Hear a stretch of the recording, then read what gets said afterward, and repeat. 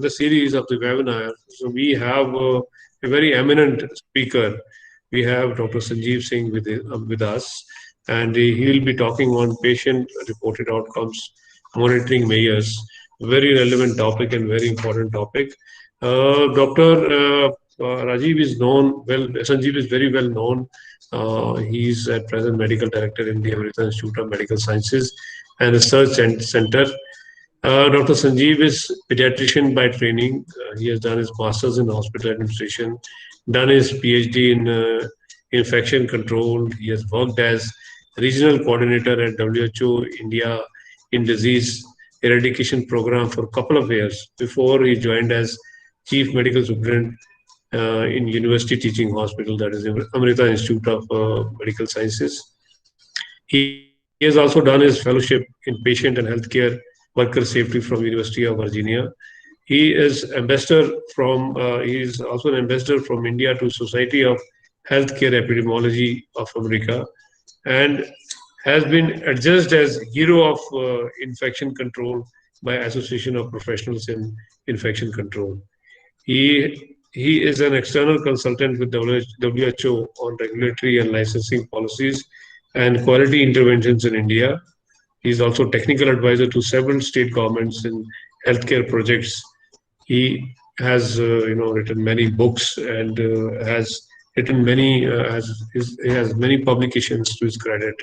Very learned person, very well known in the field of hospital administration, and we are lucky that he is one of us. And today he is with us to talk on a very good topic. I welcome you, sir, on the behalf of the Academy of Hospital Administration, and request you to please go ahead with your lectures. Thank you. Thank you very much, sir. It is always an honor, and thank you for that kind introduction. And thank you, Dr. Anil, for reaching out. It was a fantastic call after so long and connecting. And it is so good to meet all of you in such a relevant and big platform. So it's certainly an honor for me. Is the slide visible, sir? Yeah. Okay. So I was asked to speak on something which was relevant and new on patient-reported outcome. We have done work for a couple of years, and this is a new tool. So what I'm going to discuss is that there is a balance of power which is changing, and which was more clinical, or then came into a team which is clinical, non-clinical, and then patient also plays an equivalent role in the outcome monitoring, and that is important. In 5th edition, this was taken as one of those quality indicator. And there is this lady who had come, Angelina, from ICOM, International Confederation of Health Outcome Monitoring from UK, who helped us almost 4 years back to establish this program at Amrita. So the patient journey is something like this. He falls sick, he comes to the hospital, he undergoes a procedure, or is shifted to ICU ward, and then he is discharged, he goes home. And the document which maintains the continuity of care between him and the hospital is discharge summary. So this is a typical journey. What is missing link in this is there are no clinical handovers. So he falls sick and he comes on his own, and when he gets discharged, he goes back home. We don't hand over to any of the healthcare journey setup. There is no longitudinal follow-up. He just follows up on the review date, which could be 3 days or 3 weeks. And then what has been in experience post-discharge, post-procedures, there is no mechanism of recording it. We also know that there are challenges in communication, especially with the doctors. Every doctor in the world believes that he is the best communicator and he's God's gift to mankind. And we don't disagree. But the reality is that this white coat gentleman also interrupts every 23 seconds when the patient is telling his history or her history. We also don't include 50% of the patient history because we don't think it is relevant. We don't inform, or we take less time for patient to inform what exactly is his therapy, his diagnostic, or goals of treatment. And the patient definitely has 10 questions, but he or she is intimidated with the white coat syndrome. And maybe by the end of the consultation, he or she forgets and possibly could ask only one and two. So there is a problem with shared decision making. And that is where there is a communication gap and lack of trust. Now, this is what was fulfilled by International Confederation of Health Outcome Monitoring, ICOM. They have worked with the Harvard Business School, and this was in somewhere in 1990s. They came up with an order sets, and there are right now 38 order sets like pregnancy and children, inflammatory bowel disease, overactive bladder, and that was soon taken up by NHS. So National Quality Forum took this up and they said that this is how we would like to make the payments. So value-based purchasing comes in when the patient reports that this has been the outcome. Right now, it was always a surgeon or a physician dependent reporting. He or she says that the bariatric surgery, robotic surgery has been successful and my liver transplant success rate is 98%. This is what surgeon says. And there is a paradigm shift where the patients have to also participate. Now, this is a gentleman who is a surgeon by profession, who was at Harvard Medical School. He is Ernest Codman. He is the person who started American College of Surgery and also founded Joint Commission Accreditation for Healthcare Organization. Look at the year. Almost a century back, he had said, every hospital should follow every patient it treats long enough to determine whether or not the treatment has been successful. And that is the power. And he was known as an end result doctor. But what happened? He was thrown out of his institute because nobody was agreeable to share the end result of their surgery because everybody believed they are doing a fantastic job. And he later on joined Yale, but he was a magnificent and a path-breaking person. New England Journal said, how do we measure outcomes? So you would have all read about Michael Porter, and he's the person who basically started ICOM through Harvard Business School. And very interestingly, they say that clearly healthcare is shifting. The focus is shifting from volume-based delivery of care to value created for each patient. And that is, this value is defined by outcome versus cost. And that is where it became very, very different. Because right now, if you speak, the most of the hospitals' presentation is that they do 27 knee replacements per day. They do 50 MRI per day. So it's very volume based. And the paradigm shift is that we need to add that value for each patient. And that is outcome versus the cost.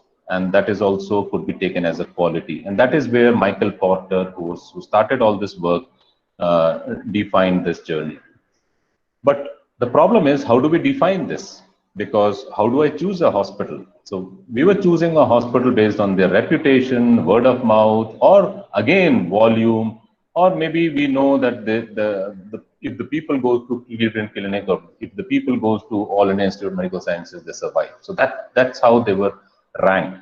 But the true ranking came in with, again, the value-based proposition. So whether the incontinence improved, the bowel functions improved for all patients who came up with the prostate cancer and the treatment, because there are varied treatment even for prostate cancer. So what did they do? They broke everything into patient journey. So first is that, are there any acute complications of treatment? So they measured it with mortality and readmissions. But majority of it was patient-reported health status. So they report whether they have pain, they report how is the physical functioning, what is their work status, how is their quality of life, and what is an overall satisfaction. And then, is the disease under control? So do they require a need for surgery? How was the treatment and utilization and revision, which is for that particular procedure? So how do we measure and we make a meaningful outcome? Because if you look at this presentation from Sweden, and this is a Swedish data where National Quality Report for the year of diagnosis in 2002, National Prostate Cancer Registry, they looked at 5-year survival. And if you just focus on the 5-year survival, it all looks fantastic. And you will jump into the conclusion that it is all hunky-dory. But when you break it down into various factors where value have to be measured, 1 year continence, and again you see that there are few people who have possibly done well. So 1 year severe erectile dysfunction, there are few who have done well. So this is a Martini clinic at Sweden, who also was part of the consortium of patient-reported outcome. Now, there are recent articles which highlights that there are variation. The surgeons report something, the patient reports something, and the institution possibly is reporting something. So there was this Journal of Bone and Joint Surgery which published that there was more than 4-fold difference in the risk stratification of complication. Arthritis and Rheumatology published that 1/3 of TKA surgeries were judged as inappropriate. Fantastic report in 2014. And India also has 6,000 plus knee replacements per annum. So are they appropriate? Are they inappropriate? And why some of them have fantastic results and some of them don't? In the views of surgeons, that the patients and the outcome of medical and surgical interventions do not always agree. So there are disagreement between the surgeons, between the physicians, and also the patients, and then it leads to a revision rate of 20 to 24%. So there are problems. Now, what we right now do is depend on whatever the surgeon says. Surgeons, when you come and get a consultation, the surgeon says that his TKR, THR, unilateral, bilateral success rate is 97%. So this is what was published. Does the surgeon reported outcome correlates with PROM? And 306 TKA patients were taken, and there was a knee scoring and a functional scoring which was done.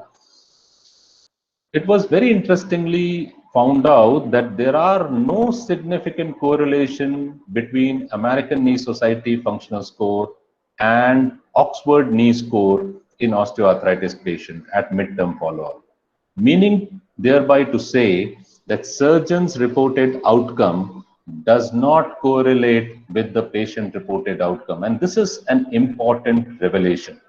So his 95%, 97% may not be true, and it possibly could drop to 70%. And we need to go back and to the drawing board and look, are we selecting the right cases?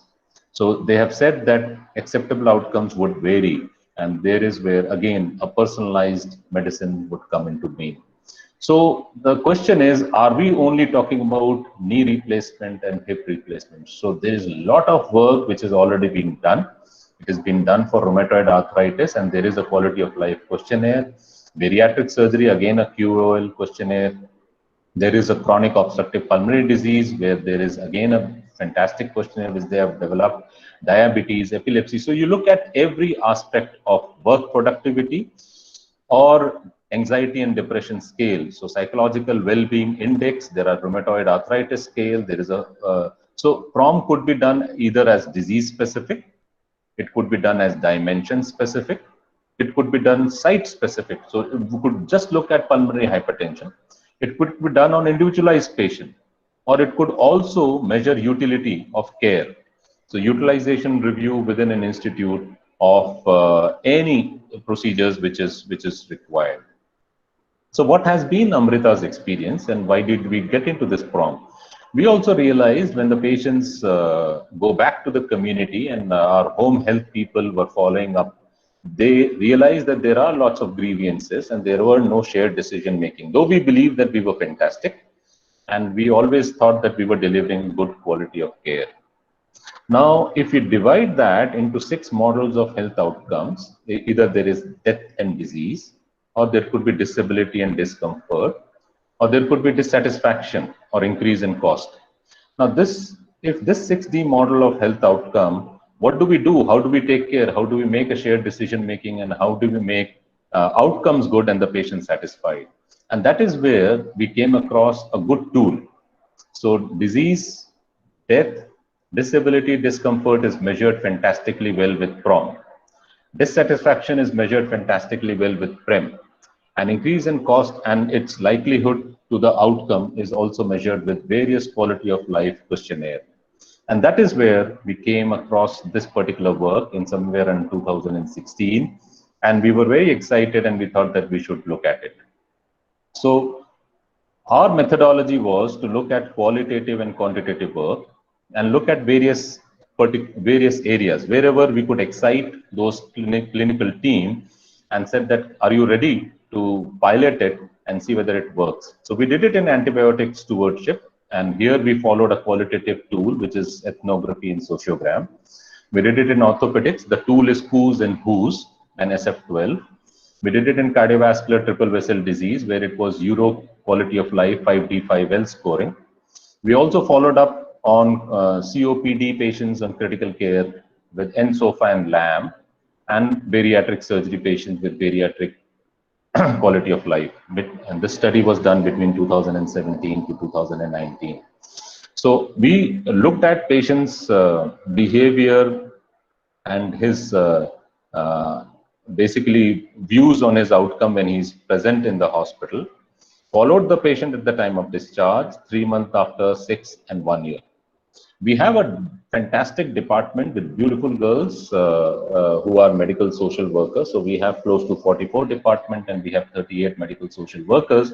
And these are the very, very good link between the clinical team, and they round in OP and IP with the clinical team. And these medical social worker did follow up on prom with all these patients, because the connect which they have and the follow-up which they did was very, very relevant. So what we also developed during this period was a mobile app, because there was a scaling which the patients would have to be done when they get discharged and they are at home. And this was also prepared in a vernacular language so that it is easy for them.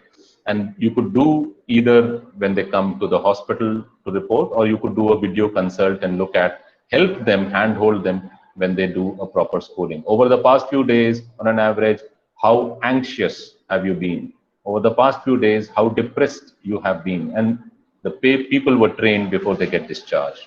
So the tools which were used in orthopedics was knee injury and osteoarthritis score, and Oxford tool, which is for knee. Similar tool was used for hip, which is Who's tool, hip injury and osteoarthritis scoring.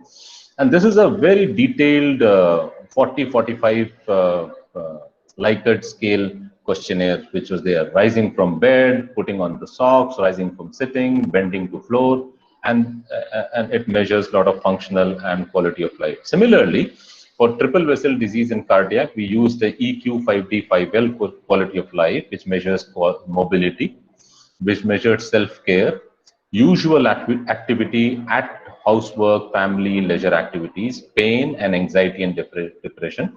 And that is also was measured under a scale, and the patients were trained when they get discharged.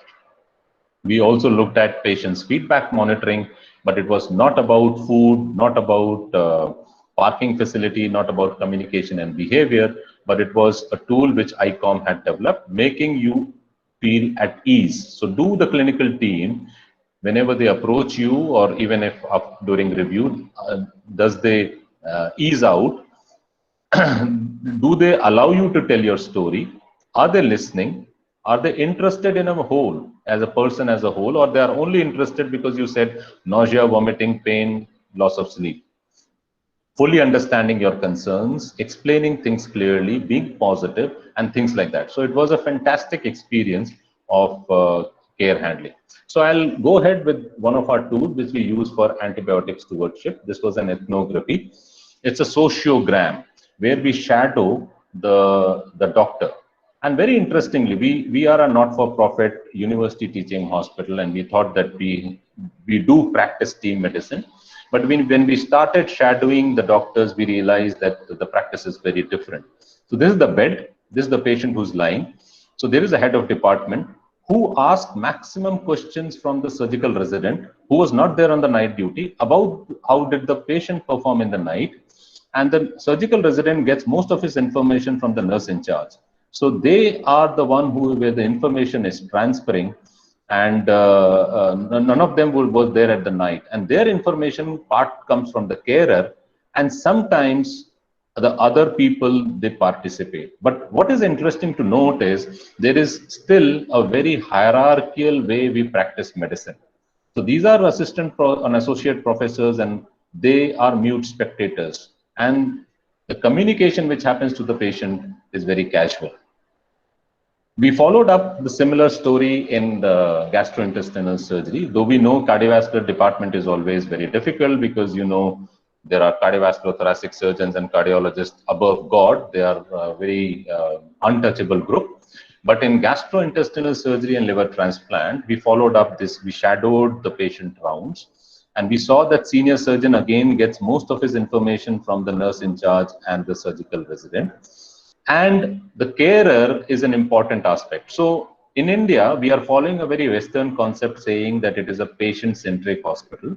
I would, with this experience, and we have close to 1.5 years of data, say that in India, it is a carer and a patient-centric hospital because he or she guides most of the information to the team, and on that basis they work. And our medical social worker post round speaks to the patient, how did they feel about the round. So did they ask about antibiotic? Did they ask whether they are going to de-escalate or escalate antibiotic? Did they ask you to wash hands? Did they ask you to take care of the wound? And that was important. And what did we do with this? We went back with this mapping to the clinical team and said that this is how you behaved on the rounds. And most of the clinical team was surprised because they thought they are talking to the patient and they thought they are asking the right questions during the round. And that is where our twist towards behavioral change started, because training has been done enough number of times and it has limited impact. We need to train and do behavioral change.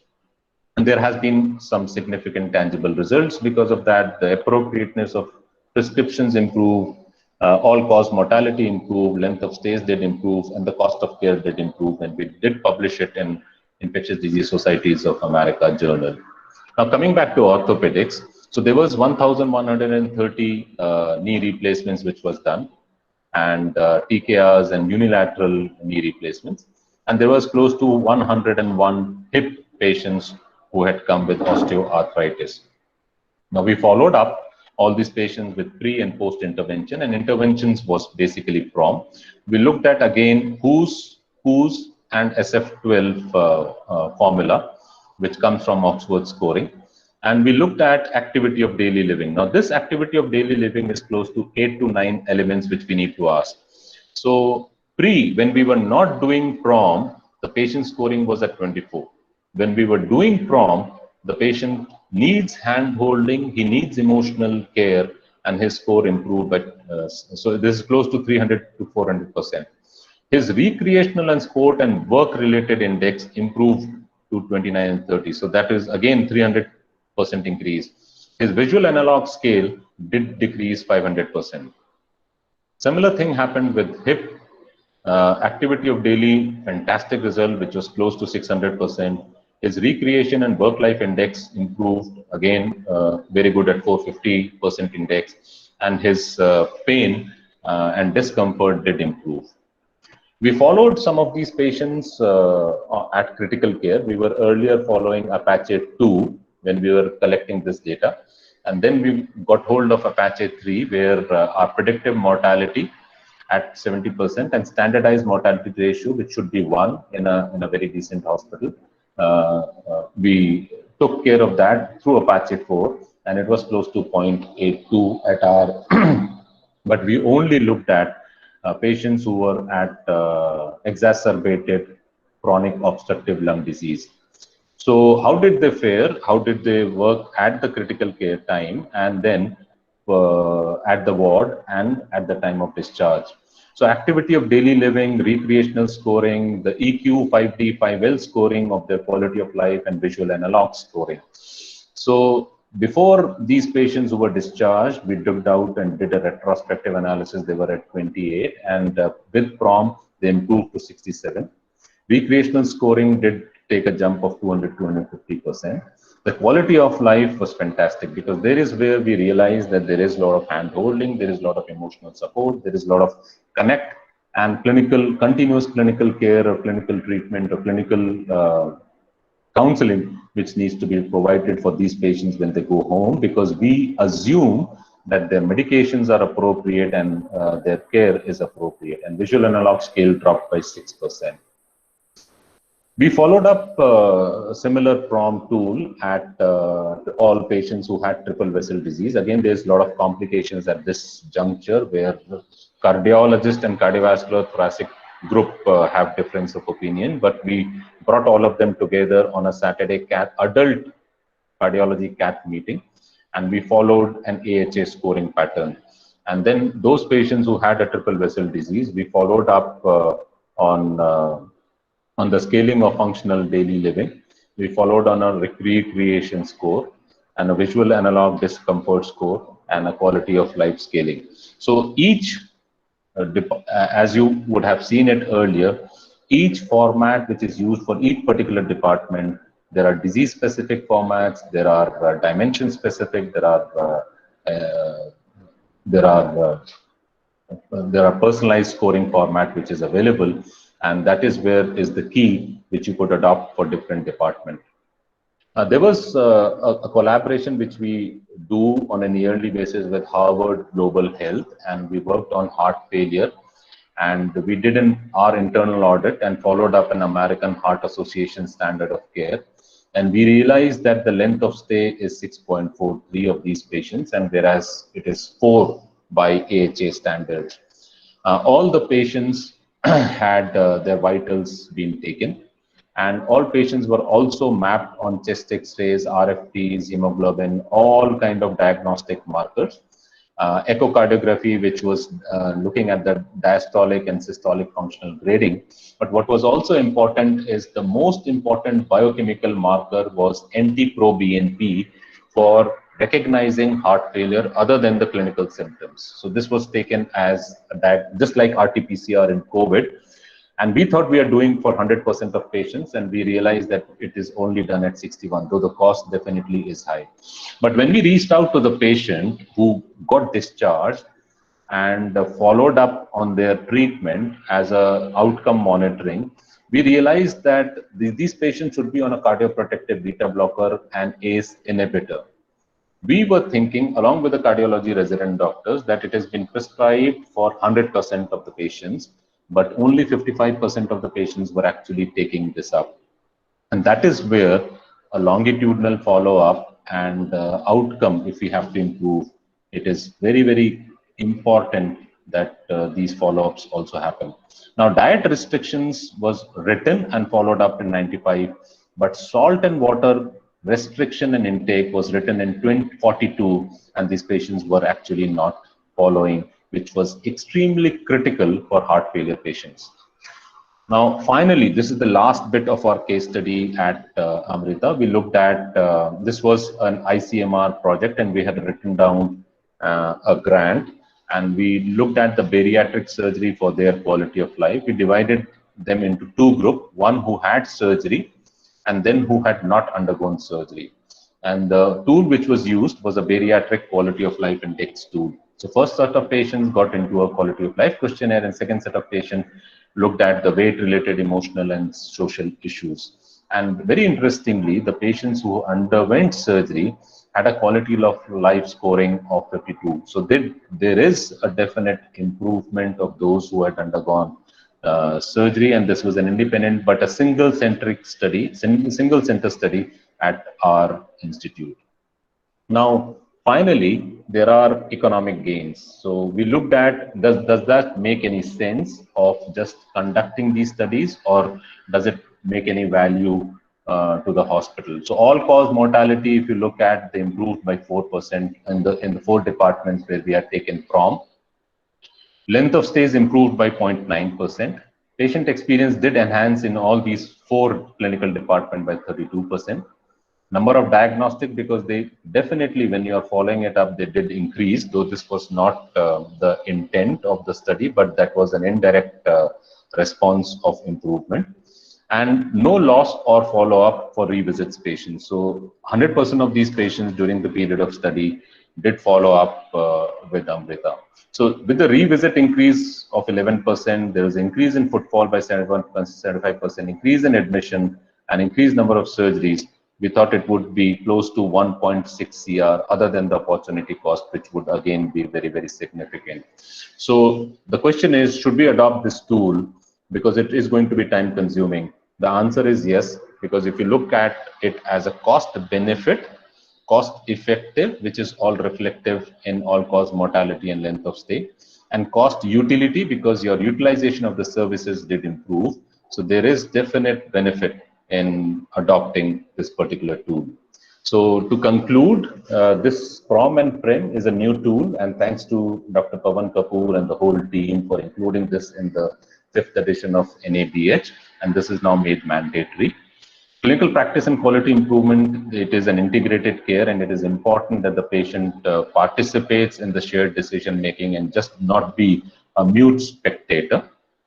Patients and carer engagement is the next blockbuster drug, because carer, what we have seen, plays a huge important role but doesn't get that kind of an importance.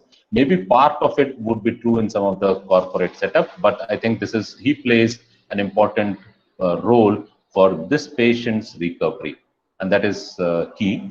We also need to examine the patient's perception on their health. We need to track the improvement of the functional outcomes and the level of activity. And PROM and PREM are the excellent tools. We can definitely look at our surgeon's outcome, and we would not like to disagree with what our surgeons are saying. But this is a different tool. This is a tool where patients also participates in decision making and in monitoring outcomes. So it is not a all or none phenomena, but it is complementing the surgeon's success rates. So that is why it is important to adopt. And to end, it is important to know what sort of person has a disease, then what sort of a disease a person have. So it is very, very critical that this new tool gets adopted and more discussions happens on those lines. So thank you very much to all of you, to Dr. Yashpal, Dr. Anil Gomes for inviting, and I'm open for any questions if there are any. Thanks, Dr. Sanjeev. That was really nice, and listen to the latest development at NA-based standards. So now the house is open, and Dr. Sanjeev is ready to answer your any questions. So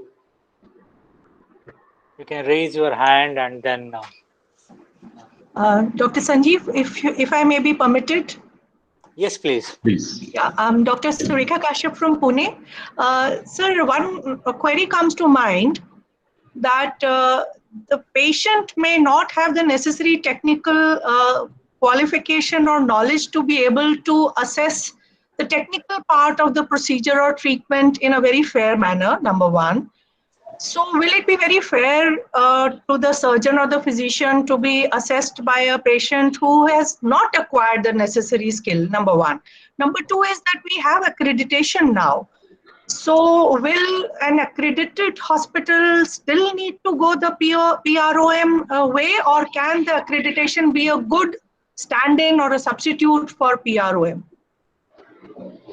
Yeah, thank you, Surekha Madam, for that question. So I would again like to re-emphasize, we are not saying surgeons based, like ERAS protocol, early recovery protocol is a surgeon way of analyzing how is the success rate. Yes. So that is very different, but is very technical, which is very surgeon specific, which is a different skill set. Now, patient will never have that kind of a knowledge or skill set. That is why this whole tool is very, very different, which patient understands. So it is about activity of daily living.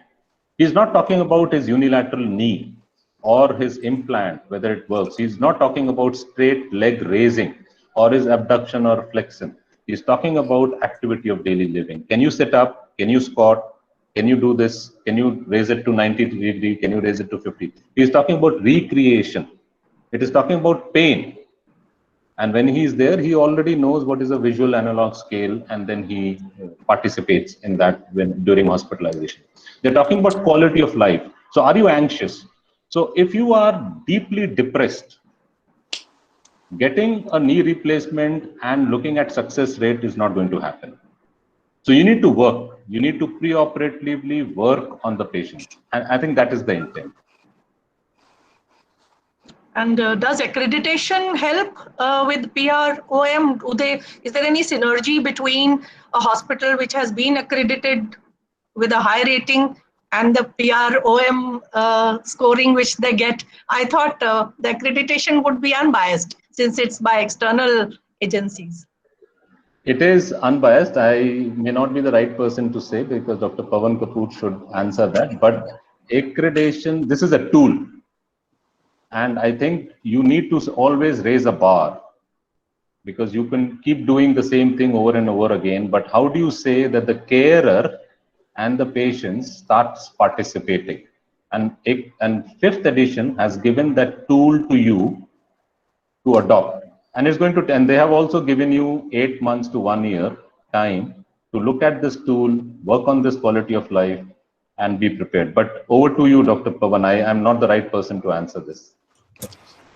Sanjeev, you're always the right person to answer any question. Okay, but yes, I will tell you what has happened is earlier on, as a tool of patient assessment, to leave the patient care in the patient's hands. That was what probably Sanjeev tried to bring out, was that everything was in the, we call it patient-centric, but actually it was physician-centric. Let's put it that way. Now what has happened is that we wish to assess satisfaction based upon what the patient is feeling, how good is the service, what is the communication, what is the behavior, how was the diet, how was the cleanliness. But now here it has come as an add-on, as an outcome measure. When you came in with pain scale of 1 to 10, have you gone back with no pain after the surgery? You are not able to sit up, but are you able to sit up now? Now you're giving outcome. I came with this functional disability. That functional disability has been now addressed. So that has been given a scope. That's what he said, activity of daily living. He was not being able to perform that, but nobody was asking him that. The surgeon was saying, now you can walk. Now you will have no pain. But was he actually not having pain? Was he actually able to walk? This is the outcome which you're looking at.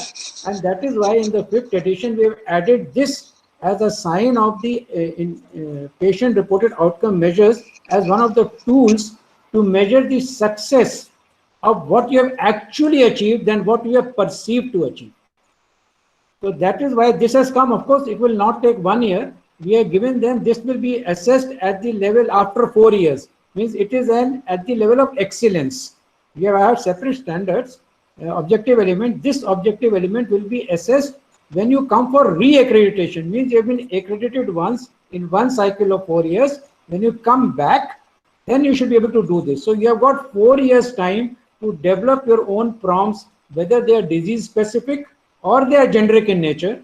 You develop your own prompts based upon the international guidelines and implement them and see the outcomes. I think 4 years time, the hospitals have enough time for them to understand the concept. And I think, Sanjeev, I must thank you on behalf of all of us. You have made slightly a complex subject a very, very simple subject. So, thank you very much, Sanjeev. And I think I've been able to cover the accreditation part. So, Rekha, are you okay with it? Thank you very much, sir. Thank you, sir. Sir, thank you so much. Okay, thank you, sir.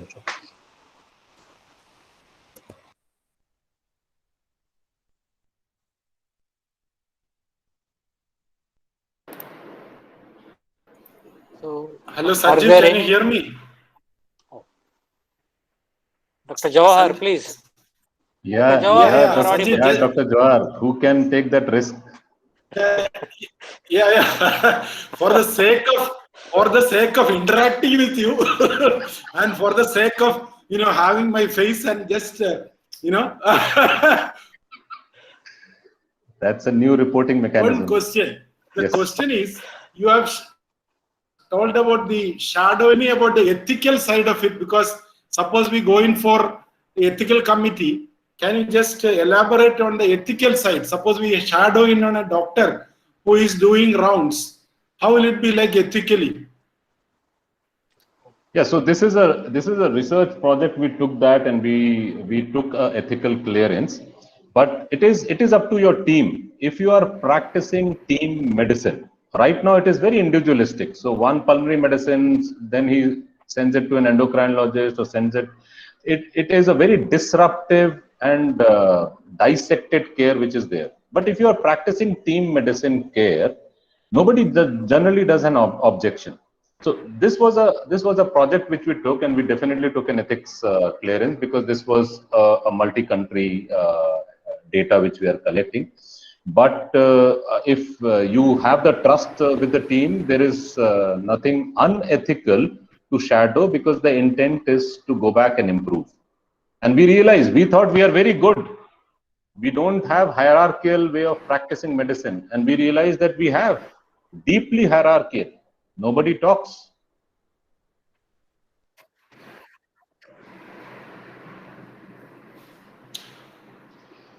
Just for the sake of asking, I have also replied just for the sake of replying. Thank you.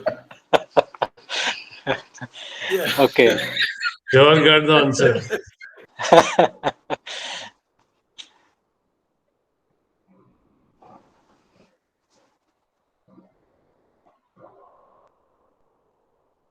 So, are there any further questions? Anybody?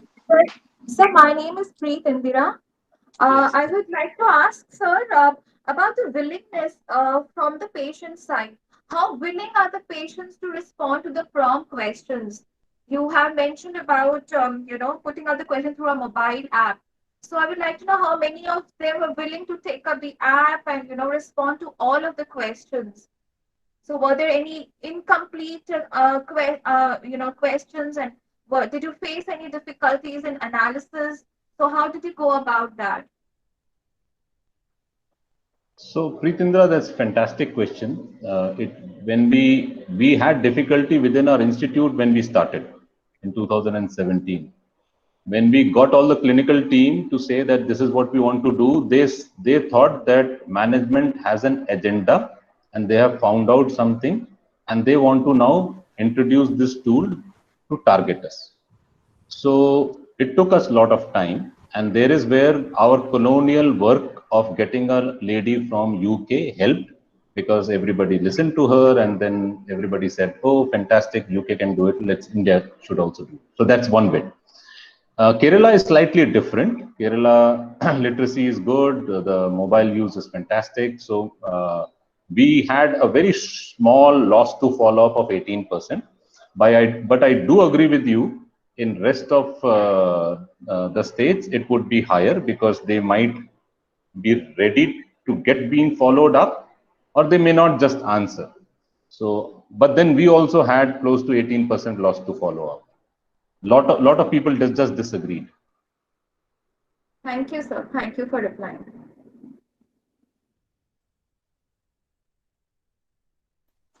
Dr. Gomes, before you make some closing remarks and close the session, I can see Dr. Garg also here. I welcome him also, and there are many other prominent people around. So I welcome you all, sir.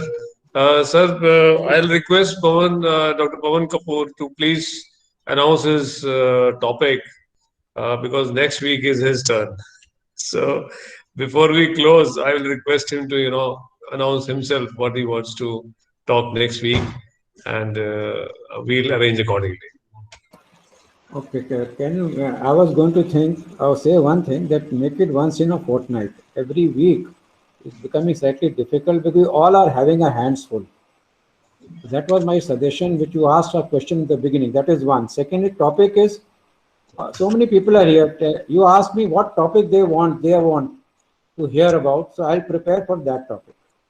Otherwise, I'll thrust my topic on them. On which I am an expert. I will not require to prepare, and I will do it.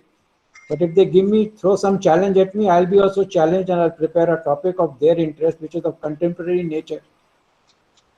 Sir, your first, what you said that, once in a fortnight, we agree to that. Other part, if somebody wants to comment, welcome. Otherwise, you can decide yourself and convey it to us, sir. Let me ask we'll other people you, whatever they want to know. Many people, sir. Please. Yeah. If somebody wants something in which you want some clarification or something of contemporary interest. Thanks, Dr. Pawan. Sir, we would like you to talk something related to armed forces and NABH and hospital administration. If you can combine and then give us something, a capsule That is too much. बहुत बड़ा subject हो जाएगा. बहुत बड़ा sir. Too He big a is asking subject. for a big capsule. I don't know what sort of capsule he is asking for. Yeah, any other suggestions Okay. also are welcome. So we Suggestions would from like others to also. hear sir, I would like to suggest if you could talk about the innovativeness, the innovations you have undertaken in the AFMC, the armed forces, the medical technology wise, which we can implement in other healthcare areas also. Your So that is hospital one topic. admin, your things, sir. I have left the armed forces almost 3.5 years back. Means I retired. I am now an old man. So innovations, I can only say what happened in my time. Whatever innovations we actually did created, they are being implemented now. Some of them the government is implementing now, especially the mobile oxygen generation plant, which we had asked the government in 2011 and 12 that this should be taken. You should provide mobile oxygen generation plant. This is now being implemented because of this COVID-19. Yes, yes. So in fact, I would like to suggest you that you can talk about the innovations which are, which have been done recently during the COVID. So if something of that sort can be arranged, I think it will be of great Okay. help to each one of us. Yes, yes, sir. All So right. that So, will be very relevant during this time for the greater audience. all right. Okay, Some let me think suggestions if have I can also come gather in. enough. Yes, sir. Yes, sir. If I can gather enough information, I will try to definitely present that. Okay, that is one topic. Yeah, some suggestions have come as in the inbox also, which you may be able to see. Some Inbox, messages chat have box. come. Yes, please. Okay. Yeah. Patient safety culture and safety projects. Yes. Okay. So others also welcome to suggest topics for our future webinars. And we also welcome resource persons to voluntarily come and join us for our future webinars. Thanks, Dr. Pawan, for accepting our request for the next webinar. That I had already accepted. I can't say Yes. no to Yashpal at any point of time. Very No, difficult sir, to say that's no my to. prayer, sir. You're really And great, thanks. sir. And your suggestion is also most appropriate. We will make it fortnightly, considering the circumstances we are going through. All Thanks. right. Thanks, Colonel Sureka. Thank you, sir. For your participation, presence. We have senior members here. Thank you. And we will continue to hold these webinars, and we look forward to your support, same support. And you can always send your suggestions. Email is available. You can phone. And thank you again. On behalf of the BOE president and myself, I want to thank you, Dr. Sanjeev Singh, for sparing his valuable time, sharing his knowledge, and enriching our subject with us. Thank you, Dr. Sanjeev, and thank you all. Thank you, Thank you Dr. so much. Sanjeev. Thank you, sir, Thank you, for Dr. Sanjeev. inviting. Thank you, sir. Thank you, sir. Thank you, Thank you very much. Have a Thank you, nice sir. day. Thank you. Have safe time. Thank you everyone. Thank you. Have a Bye-bye. nice weekend. Bye bye. Bye-bye. Thank you.